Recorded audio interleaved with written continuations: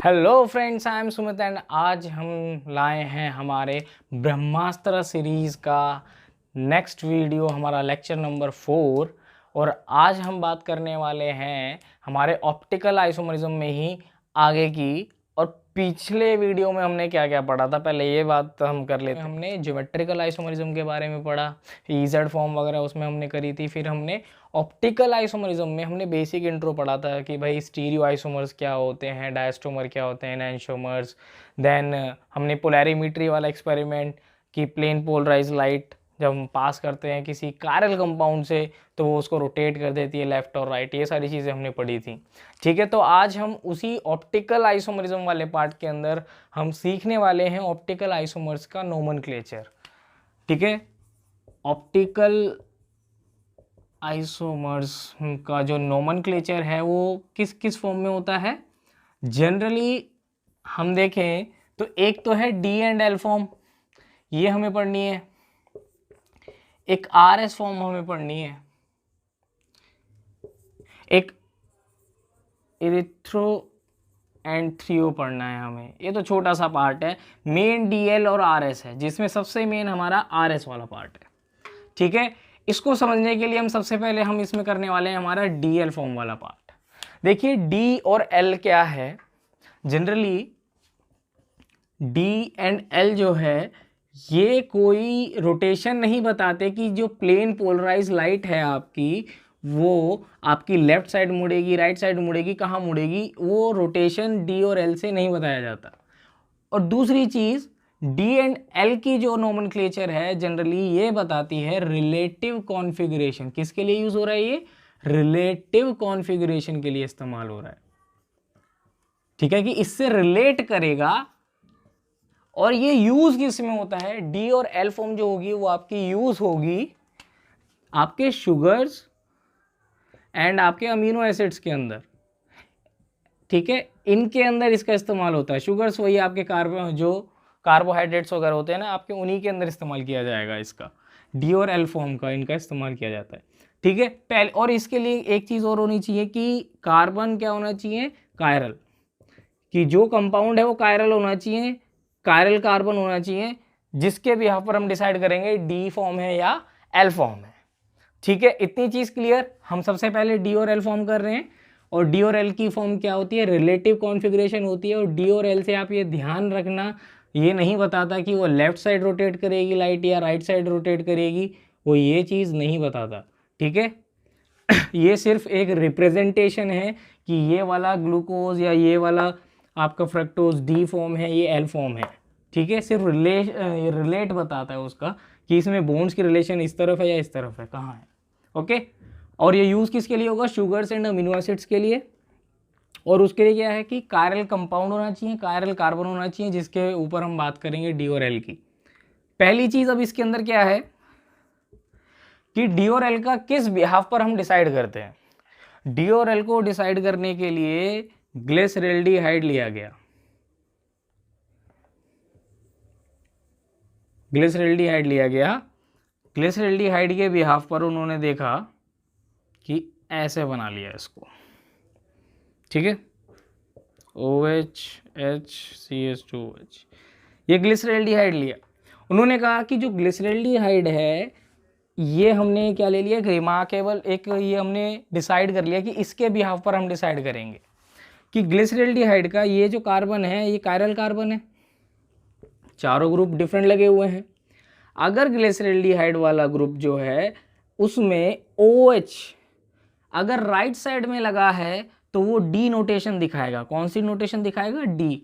और अगर OH यहाँ आ जाता है लेफ्ट साइड में, कि OH यहाँ आ जाए, H यहाँ आ जाए और ये ऐसे और ऐसे आ जाता है, ये अगर लेफ्ट साइड में आ जाए तो ये एल फॉर्म दिखाएगा, ठीक है। तो राइट साइड में है तो डी, लेफ्ट में है तो एल। एल से लेफ्ट मतलब OH लेफ्ट में है तो एल, राइट में है तो डी। ये इस तरह से रिलेशन दिखाएगा कि डी फॉर्म वाला ये है और एल फॉर्म वाला ये है। और अगर मैं देखूं क्या ये एक दूसरे की मिरर इमेज हैं?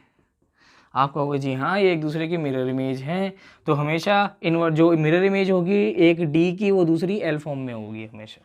इस तरीके से काम करता है ये एक दूसरे के एनांशियोमर्स बन गए जी, यहाँ पे क्या बन गए, एक दूसरे की मिरर इमेजेस बन गए, एनांशियोमर्स बन गए, एक दूसरे की मिरर इमेजेस हो गए। क्लियर है ये डी और एल फॉर्म क्या चीज़ है, ठीक है। तो इस तरीके से आप डी और एल बता सकते हो। अब दूसरी चीज़ क्या है, अमीनो एसिड्स के अंदर कैसे पता चलेगा भाई, अमीनो एसिड्स का एक एग्जांपल ले लेते हैं। यहाँ आर ले लो, NH2H और ये, ठीक है, ये हमारा अमीनो, यह एक हमारा अमीनो एसिड है। अब इसके अंदर आपको रिलेट करना है NH2 के साथ। अगर NH2 आपका राइट साइड में है तो ये डी फॉर्म, अगर ये NH2 इस तरफ होता तो सेम इसी की तरह वो एल फॉर्म बनाता। क्लियर है, कोई दिक्कत वाली बात नहीं है इसमें कि डी और एल का नोटेशन कितना आसान है कि ग्लिसरॉल्डिहाइड बेसिस पे हम देखते हैं कि भाई राइट साइड में OH है तो डी, लेफ्ट में है तो एल। सेम अमीनो एसिड के लिए हो गया कि NH2 आपका अगर राइट साइड में है तो डी, अगर लेफ्ट में है तो एल फॉर्म हो जाएगा। इसमें और कोई दिमाग इतना ज़्यादा लगाने की ज़रूरत नहीं है। चलो हम इसका एक आपका कार्बोहाइड्रेट से इसमें एग्जांपल ग्लूकोज का ले लेते हैं।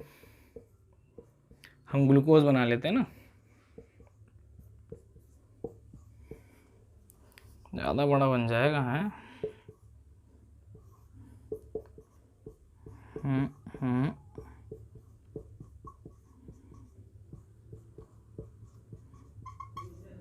अब इस ग्लूकोज के अंदर अगर आप देखें 1 2 3 4 5 6 हाँ 6 पूरे। अब इस ग्लूकोज के अंदर ये डी ग्लूकोज है या एल ग्लूकोज है, ये बताइए। हमेशा जो लास्ट वाला जैसे COH, CH2OH और H, इस वाली फॉर्म के बिहाफ पे आप देखोगे यहाँ पे OH कहाँ है, राइट साइड में, इट मीन्स ये डी है। अगर ये इस साइड में होता तो ये ग्लूकोज एल में बन जाता आपका। ठीक है, समझ में आ रहा है कि आप किसी भी जो आपका कार्बोहाइड्रेट होगा उसके अंदर जो ग्लिसरॉल्डिहाइड की पोजीशन थी उसके बिहाफ पर आप डिसाइड कर सकते हो OH के बिहाफ पे कि राइट साइड है या लेफ्ट साइड है, तो डी और एल फॉर्म आपको क्लियर हो जाएगी वहाँ से।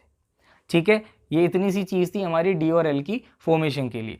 एक चीज़ और मैं बताता हूँ कि अगर कोई भी कंपाउंड अगर डी ग्लिसरॉल्डिहाइड से बना है, मान लो मैं इसकी ऑक्सीडेशन करता हूँ, ठीक है, ऑक्सीडेशन करके ये ऑक्सीडाइज हो जाएगा, कार्बोक्सिलिक में कन्वर्ट हो जाएंगे, ठीक है। तो ऑक्सीडाइज होने के बाद भी इनकी फॉर्मेशन क्या रहेगी, डी ही रहेगी और किसी फॉर्मेशन में चेंज नहीं होगा, एल में चेंज नहीं होगा।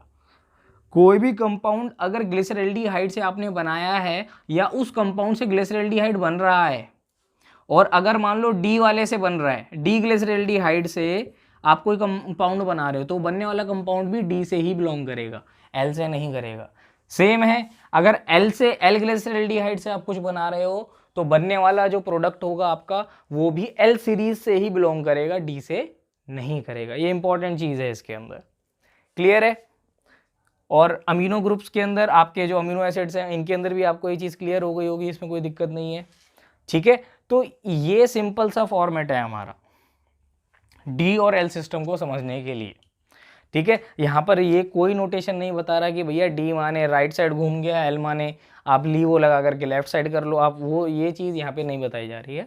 ये सिर्फ एक रिलेटिव कॉन्फ़िगरेशन है कि हाँ भैया इसमें OH की पोजीशन इस तरफ प्रेजेंट थी, इसमें OH की पोजीशन, मतलब कि अरेंजमेंट ऑफ एटम बताई जा रही है, ना कि रोटेशन ऑफ एटम्स बताई जा रही है।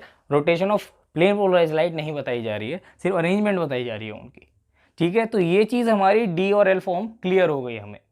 अब हम अगली अपनी बात करते हैं किसके ऊपर, हमारा सबसे इंपॉर्टेंट कौन सा है, RS फॉर्म के ऊपर बात करते हैं। ठीक है, RS फॉर्म स्टार्ट करते हैं। अब एक छोटा सा पार्ट हमारा बीच में रह गया, दैट इज इरिथ्रियो फॉर्म जो था हमारा, थ्रो एंड थ्रियो फॉर्म जो था आपका, स्पेलिंग का तो पंगा आ रहा है। ठीक है, इसका एग्जांपल कर लेते हैं हम एक, जैसे मान लीजिए आपके पास एक कायरल कंपाउंड है, ये कायरल कंपाउंड है मेरे पास, हाँ या ना, कायरल है।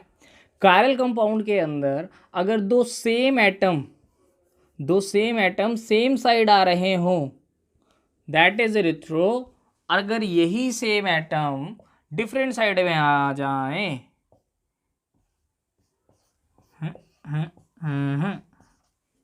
अब ये क्या आ गए, डिफरेंट साइड में आ गए, ये डिफरेंट साइड में आ गए, सेम साइड में नहीं है, ठीक है, तो वो थ्रियो फॉर्म होती है आपकी, ठीक है।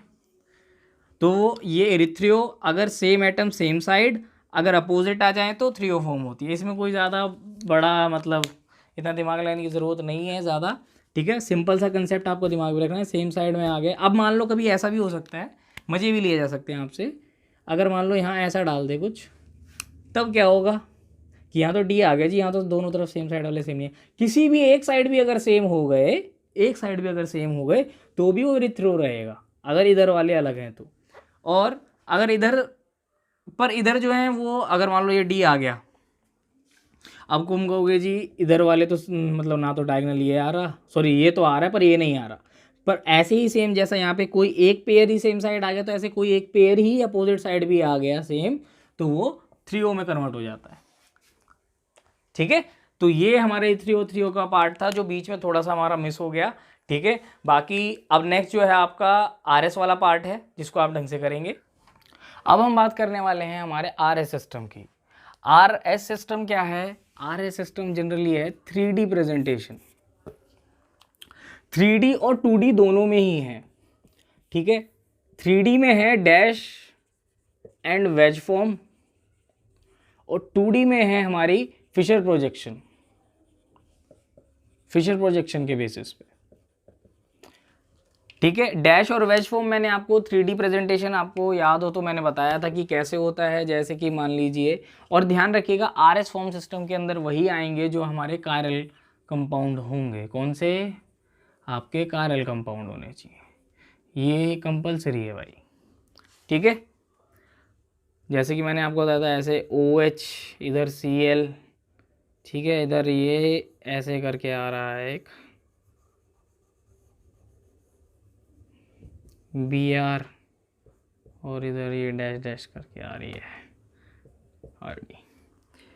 तो ये 3D रिप्रेजेंटेशन था डैश और वेज वाला। ये मैंने बताया था ये बिलो द प्लेन है, ये अबव द प्लेन है, और ये दोनों ऑन द प्लेन है, ठीक है ना। इस तरीके से मैंने आपको बताया था। और फिशर में क्या होता है? फिशर होता है ऐसे बॉन्ड लाइन में, ऐसे दिखा देना। जो मैंने अभी आपको डीएस सिस्टम में कराया ना, जो प्रोजेक्शन थी वो फिशर प्रोजेक्शन थी आपकी, ठीक है।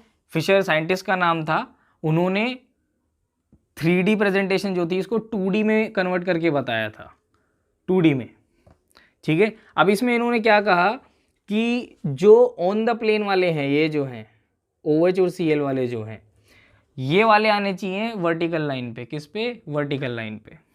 तो इट मीन्स अगर मैं इसको और इसको OH और Cl को मैंने ले लिया वर्टिकल लाइन पे, अब मेरे पास जो I और Br हैं वो ऐसे लगा दो आप, सिंपल, ठीक है।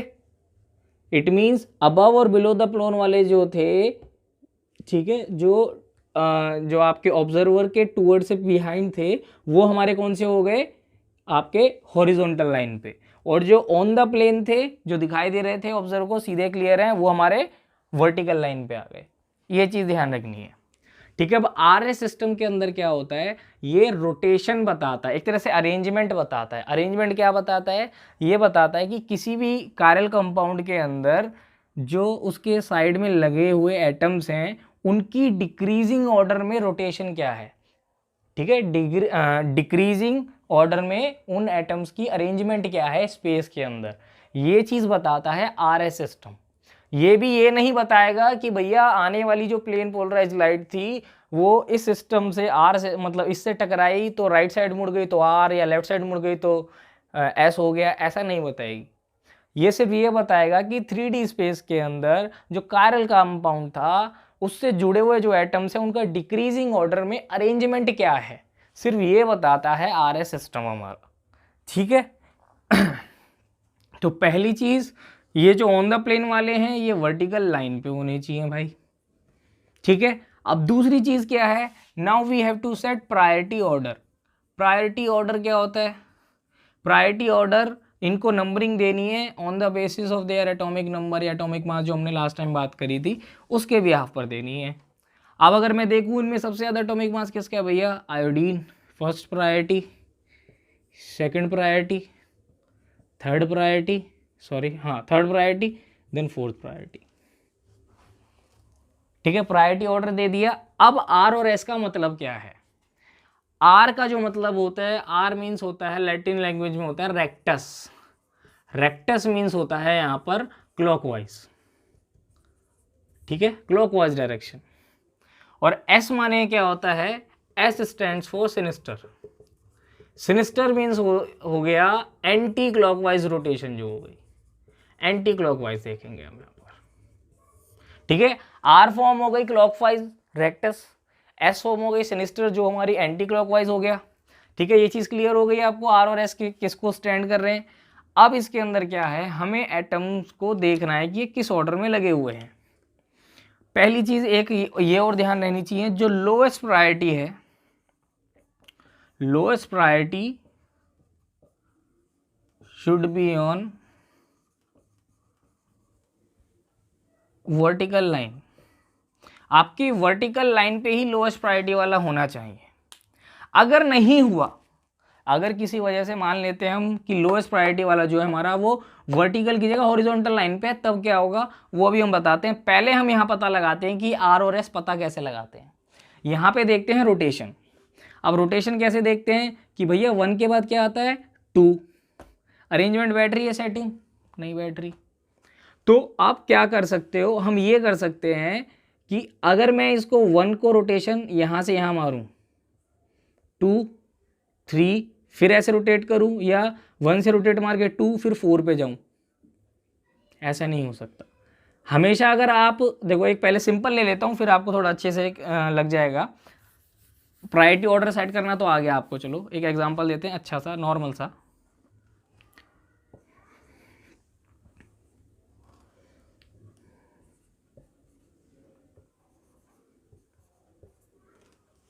ठीक है, ये है। अब इसके अंदर हाईएस्ट प्रायोरिटी इसको मिल गई, सेकंड ऑक्सीजन वाले को मिल गई, थर्ड नाइट्रोजन वाले को मिल गई, फोर्थ हाइड्रोजन वाले को मिल गई। ठीक है, ये हमें प्रायोरिटी ऑर्डर सेट करना आ गया है यहाँ पर एटॉमिक नंबर के बेसिस पे, एटॉमिक मास के बेसिस पे आपने इसको अरेंज कर लिया। अब इसके अंदर मैंने क्या है रोटेशन। देखो 1 के बाद ऑर्डर किसका आना चाहिए 2 का, उसके बाद 3 का, उसके बाद 4 का, मतलब रोटेशन यहाँ कैसी हो रही है उल्टी। अगर उल्टी रोटेशन, और देखो लोएस्ट प्रायोरिटी कहाँ पर है वर्टिकल लाइन पे, इट मीन्स ठीक है मामला हमारा सही जा रहे हैं हम। अब रोटेशन करेंगे 1 2 3 डिक्रीजिंग ऑर्डर में जाएंगे 1 2 3, तो ये रोटेशन कैसा आ रहा है एंटी क्लॉकवाइज। एंटी क्लॉकवाइज है मतलब किस फॉर्म में होना चाहिए ये एस, तो ये क्या फॉर्म है एस फॉर्म कर रहा है। क्या फॉर्म कर रहा है ये एस फॉर्म कर रहा है। ठीक है, समझ में आया है सिंपल कि हमें ऐसे रोटेशन देखनी है कि ऑर्डर वाइज रोटेशन क्या आ रही है। ये चीज क्लियर हो गई कि एस फॉर्म कैसे पता लगाई, एंटी क्लॉकवाइज प्रायोरिटी ऑर्डर के बेसिस पे देखा तो एस फॉर्म आ रही है। अब दूसरी चीज जो भी हमने पीछे वाला एग्जांपल लिया उस बिहाफ पे अगर हम करके देखते हैं तो क्या होगा। अब आर के लिए अगर बनाना हो, इसका आर कैसे बनाओगे आप, मैं आपको एक और देता हूं उसे आप बनाओ।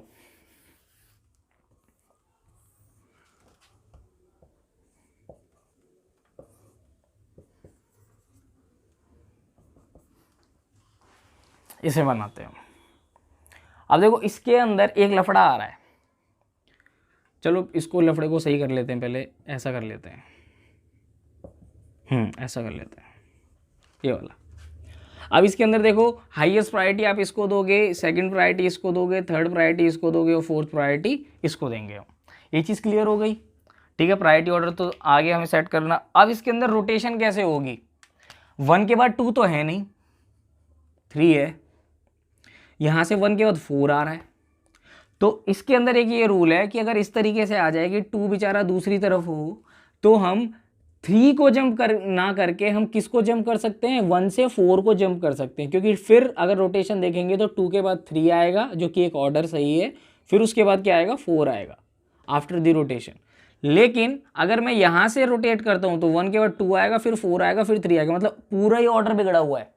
इसीलिए आप 1 के बाद अगर 2 दूसरी तरफ है तो 4 को जंप कर सकते हैं, 1 से 2 पे 4 को जंप कर सकते हैं प्रायोरिटी ऑर्डर के बेसिस पे। और दूसरी कंडीशन हमने क्या देखी, जो लोएस्ट प्रायोरिटी है वो वर्टिकल लाइन पे है, तो हमें कोई पंगा लेने की जरूरत नहीं है। अब ये रोटेशन कैसा आ रहा है, क्लॉकवाइज या एंटी क्लॉकवाइज? 1 के बाद आपने 4 को जंप करा 2 पे 3, मतलब ये आ रही है क्लॉकवाइज। क्लॉकवाइज क्या होता है, आर कॉन्फ़िगरेशन, ये आपका आर कॉन्फ़िगरेशन है। सिंपल, दो चीज क्लियर हो गई। पहला, प्रायोरिटी ऑर्डर एटॉमिक नंबर के बेस पे सेट करेंगे। दूसरी चीज, lowest priority should be on vertical line होनी चाहिए, ठीक है। तीसरी चीज, डिक्रीजिंग ऑर्डर में ही देखेंगे, लेकिन अगर कभी ऐसा हो कि डिक्रीजिंग ऑर्डर ना हो तो आप 1 से 3rd को जंप नहीं करोगे, 1 से 4 को जंप करोगे सेकंड के लिए, ठीक है। इस तरीके से आप पता लगा सकते हो कि कौन आर है और कौन एस है। अब मान लो वो वाली बात कि अगर ऐसा हो जाए कि आपका जो लोएस्ट प्रायोरिटी है वो इधर आ जाए, 4 वाली लोएस्ट प्रायोरिटी ये है ना, लोएस्ट प्रायोरिटी, हाँ, लोएस्ट प्रायोरिटी आपका वर्टिकल लाइन पे ना हो, लोएस्ट प्रायोरिटी आपका वर्टिकल लाइन पे ना हो, तो जो रोटेशन आ रही होगी उसका उल्टा कर देना। जो रोटेशन आ रही होगी आप उसका क्या कर दोगे, उल्टा कर देना। अब यहां पे रोटेशन क्या आ रही है, इसका उल्टा क्या है, ये रोटेशन आ रही है 1 2 3 4, मतलब रोटेशन आ रही है आर, तो ये क्या बनना चाहिए, एस बनेगा। क्या बनेगा, एस बनेगा। तो समझ में आ गया ये अब कि अब क्या होगा कि अगर आपकी लोएस्ट प्रायोरिटी हॉरिजॉन्टल पे हो, ये ध्यान रख लेना, लोएस्ट प्रायोरिटी एट हॉरिजॉन्टल, तो जो भी आपकी फॉर्म बन रही है, मतलब सिंपल सा इसको आपको बता देता हूं कि तब अगर क्लॉकवाइज डायरेक्शन होगी तो कंपाउंड क्या होगा आपका एस, ठीक है। और अगर एंटी क्लॉकवाइज होगी तो उल्टा हो जाता है काम, एंटी क्लॉकवाइज में आर बनेगा। ये केस कब है, जब लोएस्ट प्रायोरिटी एट हॉरिजॉन्टल इस लाइन पे आ जाए, वरना अगर वर्टिकल पे हो तो भैया सिंपल जो रूल अभी आपको बताया है, एट वर्टिकल लाइन पे है तो फिर तो जिस रोटेशन में एक बारी में आ रहा होगा वही होगा, ठीक है। वर्टिकल लाइन वाले में तो फिर आप यही लगाओगे, जी क्लॉकवाइज वाला आर, एंटी क्लॉकवाइज वाला एस। लेकिन अगर हॉरिजॉन्टल पे है तो आप क्लॉकवाइज वाला एस लोगे, एंटी क्लॉकवाइज वाला आर लोगे। मतलब क्या होता है, वो कॉन्फ़िगरेशन चेंज हो जाती है, बस ये ध्यान रख लेना अगर लोएस्ट प्रायोरिटी आपने इधर सेट नहीं करी तो। इसीलिए स्पेशली मैं कह के चलूँगा, आप अपनी तरफ से हमेशा लोएस्ट प्रायोरिटी को कहाँ सेट करके चलो, नीचे करके चलना। अब आप कहोगे जी सेट कैसे करें, सेट करना अब आपको बता देते हैं कि अगर मान लो आपको ये चीज़ ध्यान नहीं रहती कि भैया लोएस्ट प्रायोरिटी अगर हॉरिजॉन्टल पे हो तो ये क्लॉकवाइज एस था या आर था, कुछ नहीं है, ये याद है ना, इसका उल्टा याद कर लेना बस कि भैया क्लॉकवाइज वाला आर होता तो यहाँ पे ऐसे वाले केस में क्या होगा, क्लॉकवाइज वाला एस हो जाएगा। तो ये क्लॉकवाइज वाला क्या बना, एस बन गया, ठीक है। बाकी अगर आपको चेंज करना हो तो चेंज कैसे करते हैं वो अब हम एक बार देख लेते हैं। अब चेंज वाला कैसे देखेंगे आप, देखो OH यहाँ था, आयोडीन यहाँ था, Br यहाँ था, Cl यहाँ था, प्रायोरिटी नंबर 4 1 2 3। अब हमेशा जब आपको प्रायोरिटी सेट करनी हो तो लोएस्ट प्रायोरिटी पे लाना है तो 1 और 4 के अंदर चेंज लाओगे, इसके अंदर पोजीशन चेंज करेंगे। पोजीशन कभी भी चेंज करोगे आप, पोजीशन कभी भी चेंज करोगे आप, हमेशा इवन नंबर का इंटरचेंज होना चाहिए। इवन मतलब 2 चेंज करोगे, क्यों, अगर आप 2 बार कन्वर्ट करते हो कोई भी चेंज किसी कॉन्फ़िगरेशन में, आप जब 2 बार उसकी पोजीशन आइटम्स की चेंज करते हो तो वो पहली वाली ही कॉन्फ़िगरेशन पे आ जाता है जो उसकी इनिशियल कॉन्फ़िगरेशन थी। जैसे इसकी अभी हमने डायरेक्ट बताई, इनिशियल कॉन्फ़िगरेशन क्या है, एस। इट मीन्स अगर मैं इसको रोटेट भी करूंगा 2 बार तो इसकी कॉन्फ़िगरेशन तब भी क्या रहेगी, एस ही रहेगी। वो कैसे रहेगी वो देख लेते हैं। 1 और 4 में चेंज कर दो, अब क्या बन जाएगा, 1 वाला इधर, 4 वाला इधर, 2 वाला इधर ही था, 3 वाला इधर ही था, ठीक है। अब इसके अंदर चेंज, अब एक चेंज और चाहिए। अब देखो लोएस्ट प्रायोरिटी हमारी वर्टिकल पे 4 आ गया, सेट हो गया। अब इसको मत छेड़ना, अब चाहे ऊपर छेड़ लो कुछ भी, चाहे इन दोनों को छेड़ लो या इन दोनों को छेड़ लो, मैं इन दोनों को छेड़ लेता हूँ, ठीक है। दूसरा चेंज होगा अब जो होगा मेरा, अब मैं इन दोनों को अगर मैं बदलता हूँ तो मान लो इसको इस तरफ ले आते हैं थोड़ा,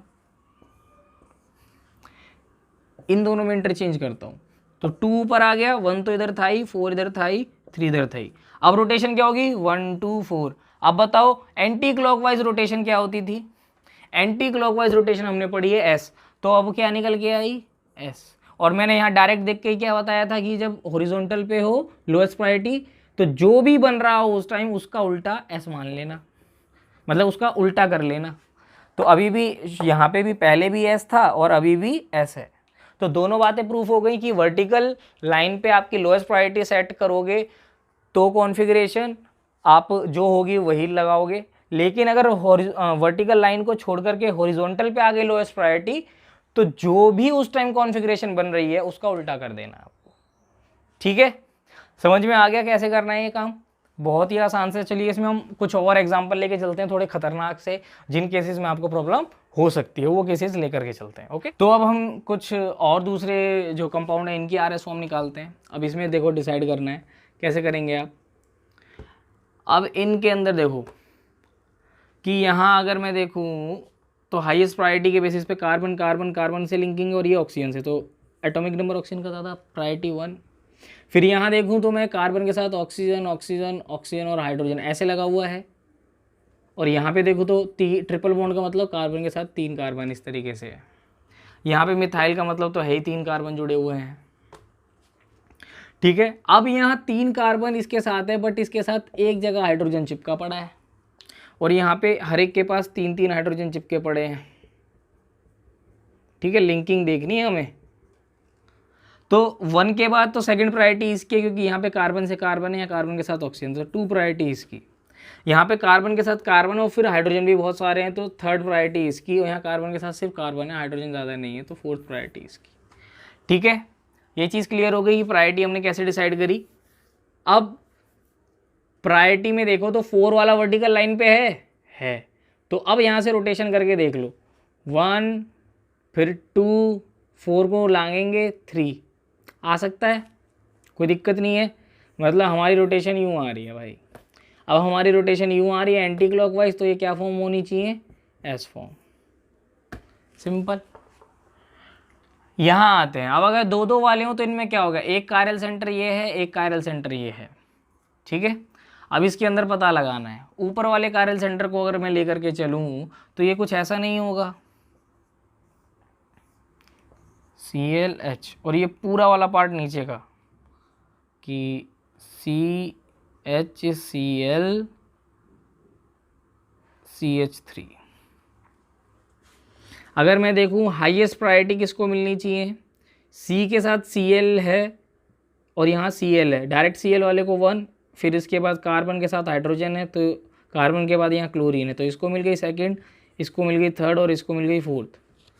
अब यहाँ पर क्या बन रहा है, 1 के बाद, अब देखो सिंपल सी चीज़, यहाँ क्या पंगा आ गया, हॉरिजॉन्टल वाला पंगा आ गया कि ये हॉरिजॉन्टल लाइन पे आ गई lowest priority.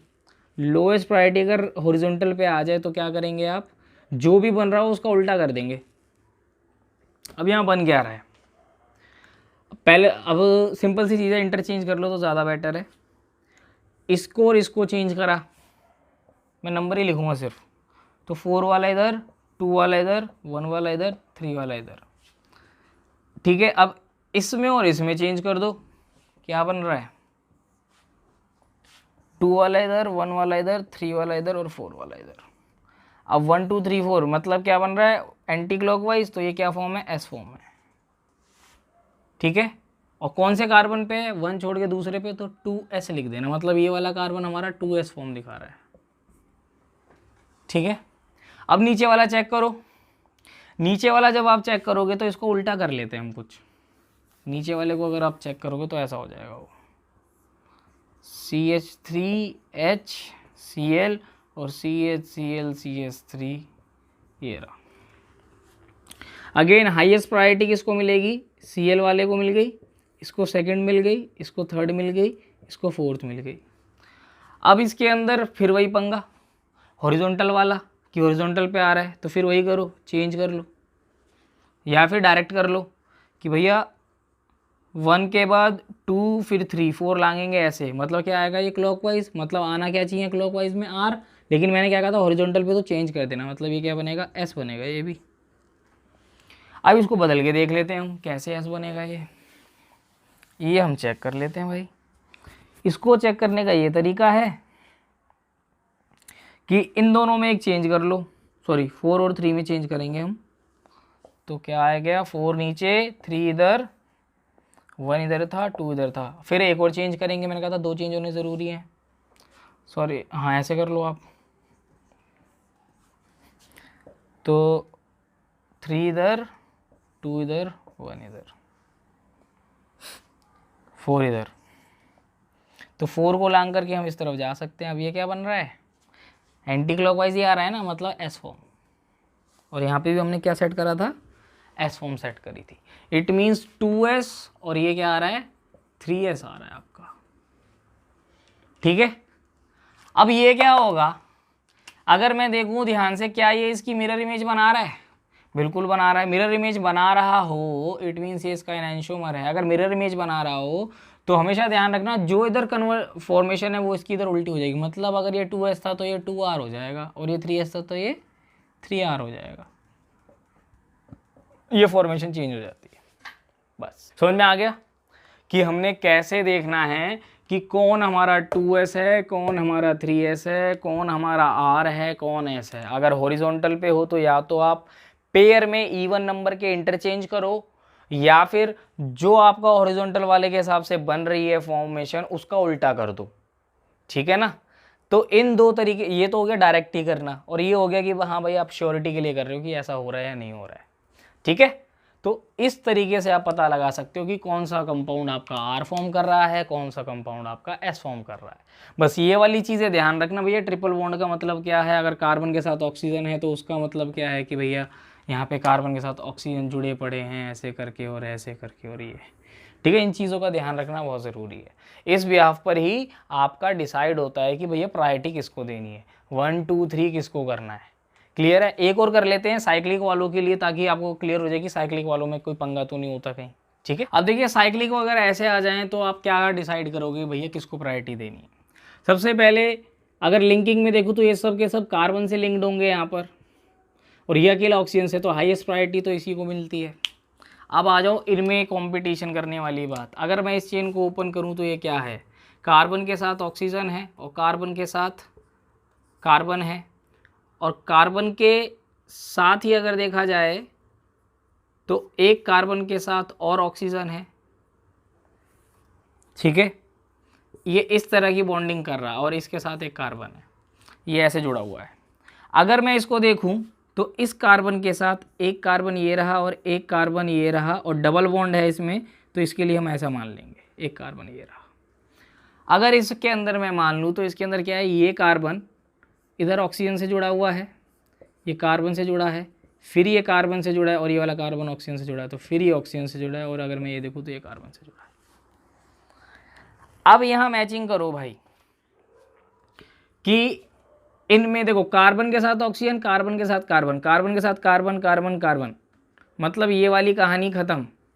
It means in दोनों में प्रायोरिटी की लड़ाई होगी, क्योंकि कार्बन के बाद यहाँ तो कार्बन ही है, यहाँ ऑक्सीजन आ गया, मतलब हाईएस्ट प्रायोरिटी इनको मिल गई, इन दोनों को इसकी जगह। तो इसकी कहानी तो ख़त्म करो। तो मतलब अब इन दोनों के बीच में लड़ाई होनी है, तो ये तो हो गया फोर्थ, मतलब सेकंड और थर्ड के बिहाफ पे यहाँ लड़ाई होगी। अब सेकंड एंड थर्ड के लिए लड़ाई होगी तो देखो यहाँ कार्बन के साथ ऑक्सीजन, कार्बन के साथ ऑक्सीजन, ऑक्सीजन के साथ कार्बन, ऑक्सीजन के साथ कार्बन, कार्बन के साथ फिर कार्बन, फिर कार्बन, यहाँ पे कार्बन के साथ फिर कार्बन, फिर ऑक्सीजन। अब यहाँ कार्बन के साथ फिर कार्बन था और यहाँ कार्बन के साथ फिर ऑक्सीजन था। इट मीन्स लड़ाई में कौन जीता, ये भाई साहब। इट मीन्स सेकंड प्रायोरिटी इनको मिलती है, थर्ड प्रायोरिटी इनको मिलती है, फोर्थ प्रायोरिटी इनको मिलती है। इस तरह के जब साइक्लिंग आ जाए ना तो थोड़ा सा चेन को ओपन करना पड़ेगा आपको, और वहाँ माइंड को ओपन करके चलने वाली गेम है। थोड़ा सा ओपन कर लिया तो आसान हो गया, वरना भैया अटके रह जाओगे आप लोग, ठीक है ना। थोड़ा सा क्या करना, तसल्ली से बैठ के भैया ये कार्बन यहाँ ऑक्सीजन से जुड़ा है, यहाँ कार्बन से, और एक और कार्बन से। यहाँ पे क्या था, ये कार्बन एक कार्बन से जुड़ा है और ये कार्बन इधर ऑक्सीजन से, और ये कार्बन एक सीधा ऑक्सीजन से जुड़ा हुआ। इस तरीके से आपको देखना था रिलेट। छोटी चेन थी तो जल्दी ऑक्सीजन तक पहुँच गया, बड़ी चेन थी तो ऑक्सीजन तक जल्दी नहीं पहुँचा, और ये तो भैया कार्बन से ही लपेटे मार रहे हैं। अब साइकिल साइकिल घुमाओ, लास्ट लोएस्ट प्रायोरिटी हमारा 4 वर्टिकल पे, कोई टेंशन नहीं। 1 2 4 को जंप करो 3, क्या आ रहा है, क्या आ रहा है मेरे प्रभु, 1 2 का 4 कहाँ जा रहा है कहानी, हमारा एंटी क्लॉकवाइज, मतलब ये एस फॉर्मेशन है हमारी, सिंपल, कोई दिक्कत नहीं। अब इसके बाद इधर आ जाओ, इधर अगर मैं देखूँ तो हाईएस्ट प्रायोरिटी तो ये भाई साहब लेके बैठे हैं, फिर उसके बाद ये भाई साहब लेके बैठे हैं, क्योंकि ये दोनों तो कार्बन से ही अटैच हैं। इधर कार्बन के साथ कार्बन, फिर कार्बन, फिर कार्बन, और डबल बॉन्ड है तो फिर कार्बन मान मान के चलेंगे, ऐसे चेन चलती रहेगी ये तो। और ये भाई साहब कार्बन कार्बन कार्बन कार्बन, तो ज़्यादा लंबी चेन कौन लेकर के चल रहा है, ये भाई साहब। तो ओवरऑल प्रायोरिटी किसको मिल जाएगी जल्दी, इसको मिल जाएगी, और इसको बाद में मिलेगी। तो यहाँ तो सीधा सीधा सेट है जी, 1 2 का 4, 1 2 3 4 क्लॉकवाइज आ रहा है, आर फॉर्मेशन है, क्योंकि 4 हमारा लोएस्ट प्रायोरिटी नहीं चाहिए। ठीक है, तो साइक्लिक वालों में भी कोई ज़्यादा दिमाग तो लगाना है, पर ज़्यादा कंफ्यूज दिमाग को करने की ज़रूरत नहीं है। ठीक है, तो इस तरीके से आप आर और एस फॉर्म कर सकते हो। ठीक है, कोई मुश्किल तो नहीं आ रही, कोई दिक्कत तो नहीं आ रही। और ध्यान रखना, जो अभी मैंने पीछे वाला एग्जांपल दिया कि जो एनेंशियोमर्स होंगे वो एक दूसरे के फॉर्मेट को चेंज कर लेंगे, मतलब जो आर था वो एस में कन्वर्ट हो जाएगा, और जो एस होगा वो आर में कन्वर्ट हो जाएगा, किस में, अगर वो एक दूसरे के एनेंशियोमर्स हुए तो। ये चीज़ दिमाग में रखनी है। ठीक है, अब फटाफट से एक दो एग्जाम्पल और करते हैं। हम किस फॉर्म में करेंगे, वो हम करेंगे 3D फॉर्मेशन में, डैश वैज वाली जो फॉर्मेशन है उस वाली फॉर्मेशन में करके देख लेते हैं। आर और एस अगर उस फॉर्म में आ जाए तो आप कैसे करोगे। ओके, अब हम कर रहे हैं आर एस सिस्टम ही, आर एस फॉर्मेशन ही हमें बतानी है, लेकिन अब हमें किस फॉर्म में बतानी है, अब हमें बताना है ये डैश एंड वेज फॉर्म में। डैश एंड वेज फॉर्म में आ जाए तो आप कैसे पता लगाएंगे कि कौन आर है और कौन एस है। ठीक है, इसके लिए एक चीज़ इसके अंदर डैश और वेज फॉर्म में ध्यान रखनी है कि जब भी आप प्रायोरिटी, और देखो पहली चीज़ तो वही है कि कायरल, दूसरी चीज़ जो सबसे इंपॉर्टेंट है प्रायोरिटी ऑर्डर, वही करना है आपको, एटॉमिक नंबर वाला जो हिसाब था। और जो थर्ड मेन चीज़ है, जो आपका डैश वाला पार्ट है, dash should get least priority, सबसे लीस्ट या लोएस्ट प्रायोरिटी मिलनी चाहिए, आपका सबसे लोएस्ट प्रायोरिटी पे होना चाहिए। अब जैसे मैं पहले इसको एक एग्जांपल लेके चलता हूँ, अगर इसमें प्रायोरिटी सेट करें तो नाइट्रोजन की एटॉमिक नंबर 1 ज़्यादा है, फिर इसके बाद 2 इसको मिल जाएगा, 3 इसको मिल जाएगा, और 4 इसको मिल जाएगा। आपके डैश वाले को लीस्ट प्रायोरिटी मिल रही है। अब आप इसी बेसिस पे इसको रोटेट कर लीजिए। रोटेट करेंगे तो 1 4 को जंप कर सकते हैं, 2 फिर 3, ठीक है ना, इस तरीके से 4 को हम जंप कर सकते हैं। किस तरह से जंप हो रहा है ये, राइट्स या एंटी क्लॉकवाइज या क्लॉकवाइज, एंटी क्लॉकवाइज हो रहा है। इट मीन्स ये फॉर्मेशन क्या है, ये हमारा एस फॉर्मेशन है। सिंपल, आ जाओ जी, इस पे आ जाओ दूसरे पे। यहाँ पर नंबर 1 प्रायोरिटी किसे मिलेगी, ये क्या लिखा हुआ भाई, ऐसे लिखो, हाँ, नंबर 1 प्रायोरिटी किसे मिलेगी, नंबर 1 हमें पता है भैया ऑक्सीजन वाले को दे देंगे। नंबर 2 प्रायोरिटी इसे दे सकते हो या इसे दे सकते हो, यहाँ एक कार्बन या 2 कार्बन, यहाँ पे कितने कार्बन, यहाँ कार्बन CHO का मतलब हो गया C के साथ डबल बॉन्ड O होता है ना, O और फिर H है। इट मीन्स इन भाई साहब को इन दोनों के कंपैरिजन में ज़्यादा प्रायोरिटी है, तो 2 प्रायोरिटी इसकी। इन दोनों के अंदर देखेंगे तो इसकी प्रायोरिटी है 3rd और ये है 4th। अब डैश वाले पार्ट पे क्या आ गया, लीस्ट प्रायोरिटी नहीं है। अब क्या करें, वही पंगा करना है आपको, डैश वाले पार्ट पे लीस्ट प्रायोरिटी लानी है, मतलब इवन नंबर में चेंज लाने हैं। आप इसको और इसको चेंज करो, इसको और इसको आप जैसे ही चेंज करोगे क्या हो जाएगा, आपके डैश वाले पार्ट पे आ गया मिथाइल ग्रुप, और ये नीचे आ गया आपका CH3 group, sorry CH2 CH3 group, ethyl group आ गया। ठीक है, अब आपकी 4 वाली प्रायोरिटी इधर, 3 वाली इधर, 1 वाली तो इधर थी, 2 वाली इधर। अब आप इन दोनों में चेंज कर लो या इन दोनों में चेंज कर लो, मैं इन दोनों में चेंज कर देता हूँ, इवन नंबर में चेंज चाहिए ना हमें, इसको हटाओ। अब इसको चेंज कर लेते हैं हम आपस में इन दोनों को। अब इन दोनों को चेंज करने के बाद क्या आया रिजल्ट, इन दोनों को चेंज करने के बाद आ रहा है कि OH भाई साहब तो हमारे यहाँ आ गए, CH2 CH3 इधर आ गया और CH3 तो अभी भी इधर ही है। मतलब 4 1 2 3 और हमने वही पढ़ा है, 1 को हम सीधा जंप करके इधर जा सकते हैं। अब ये एंटी क्लॉकवाइज आ रहा है, इट मीन्स ये फॉर्मेशन क्या है हमारी, एस फॉर्मेशन। समझ में आ गया। डैश वेज वाले में डैश वाला शुड भी क्या होना चाहिए आपका, लीस्ट प्रायोरिटी होना चाहिए। अगर नहीं है तो वही इवन नंबर चेंज करो, इवन नंबर में चेंजेस लाओ, लीस्ट प्रायोरिटी पे लाओ, डैश वाले पार्ट में लीस्ट प्रायोरिटी लाओ और अपना आंसर पाओ। अब इसको देखो, नंबर 1 प्रायोरिटी ये लेगा, 2 पे ये ले लेगा, 3 पे ये ले लेगा, 4 पे ये ले लेगा, ठीक है। नंबर 4 पे प्रायोरिटी ये भाई साहब ले लेंगे। अब 4 पे प्रायोरिटी वहाँ आ गई तो अब सीधा है, अब हमें कोई देखने की ज़रूरत नहीं ज़्यादा, बस इससे इसको जंप करो। क्या बात है भाई, सारे ये सारे हैं, ये भी एंटी क्लॉकवाइज है तो ऐसा आ गया। अब इसको मैं एक और चीज़ पूछूं, अगर मैं इसका पूछूं फिशर प्रोजेक्शन बनाओ, फिशर प्रोजेक्शन बना लोगे? क्या कहा था फिशर प्रोजेक्शन में? मैंने आपको कहा था कि जो सॉलिड वाले हैं ये वर्टिकल पे आने चाहिए, इट मीन्स ऐसे आने चाहिए सॉलिड वाले, ये वाले ऑन द प्लेन, और जो आपका डैश है जिस साइड में डैश आ रहा है उसी साइड में वर्टिकल हॉरिजॉन्टल में वो उधर ही रहेगा, उसके अपोजिट ये चला जाएगा, मतलब NH2 इधर आ जाएगा, ये COH हो गया, नीचे CH2OH हो गया। कुछ याद आ रहा है? अमीनो एसिड है ये। अब डी और एल में अगर मैं पूछना चाहूँ तो आप बता सकते हो NH2 कहाँ होना चाहिए, अगर लेफ्ट में है तो L और राइट में होता तो D। R और S भी क्लियर हो गया और हमारा D और L की फॉर्मेशन भी आ गई हमें। फिशर और 3D में भी चेंज करना आ गया। सिंपल कहा था मैंने, जो ऑन द प्लेन वाले हैं वो वर्टिकल कर दो, बाकी के दोनों हॉरिजॉन्टल कर दो, और जो डैश वाला जिस साइड है, अगर मान लो डैश वाला इस साइड होता, डैश वाला इस साइड होता कि मान लो ऐसा है, ब्रोमीन आयोडीन और भैया तू OH हो जा, ये ऐसा होता, ठीक है, ऐसा कुछ आ रहा होता। अगर ये लेफ्ट साइड में होता तो हम लेफ्ट में रहने देते इसको। अब मैं इसका बनाऊँ फिशर तो क्या होगा, BRI ऑन द प्लेन, तो B और ब्रोमीन और आयोडीन को ऑन द प्लेन मतलब वर्टिकल लाइन, हॉरिजॉन्टल पे OH इस तरफ है तो इसी तरफ रहने दो, जो आपका वेज वाला है I उसको उधर ले जाओ। दोनों तरफ ही I लगा दिया क्या, शिट यार। हाँ, अब ये Cl तो हमारा क्या आएगा, इस वाले पे आ जाएगा और आयोडीन इधर आ गया।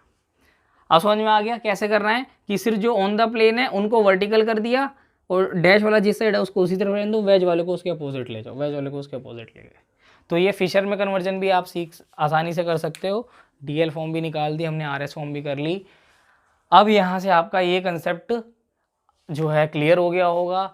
अब हमारा पार्ट रहता है कन्फर्मर वाला। मैंने लास्ट लेक्चर में कहा था कि कन्फर्मर आज कंप्लीट हो जाएगा, बट बच्चा लोग थोड़ा सा, ये वीडियो काफ़ी लंबा हो गया है तो ज़्यादा आपका जो कन्फर्मर जो है उसको मुझे थोड़ा डिटेल में पढ़ाना है, तो इसीलिए मैं आपको कल का जो लेक्चर होगा, हमारा नेक्स्ट लेक्चर जो होगा, उसके अंदर मैं आपको कन्फर्मर वाला पार्ट कराऊंगा, क्योंकि वो इम्पॉर्टेंट भी है। उसके ऊपर मैं आपको कुछ क्वेश्चन भी कराने वाला हूँ जो आपके नीट वगैरह में आए हुए हैं, नीट और JEE में आए हुए हैं, तो इसीलिए उस वाले पार्ट को थोड़ा डिटेल में समझाना पड़ेगा। तो वो लेक्चर जो है हम कल वाले वीडियो में कवर कर लेंगे, ठीक है बच्चे लोग। बाकी इसमें अगर आपको कोई प्रॉब्लम है तो कमेंट सेक्शन में दे सकते हैं। प्रैक्टिस करिए ज़्यादा से ज़्यादा क्वेश्चंस की, गंदे से गंदे क्वेश्चन करिए, पर ज़्यादा गंदे भी मत करिए कहीं हाथ गंदे हो जाएं।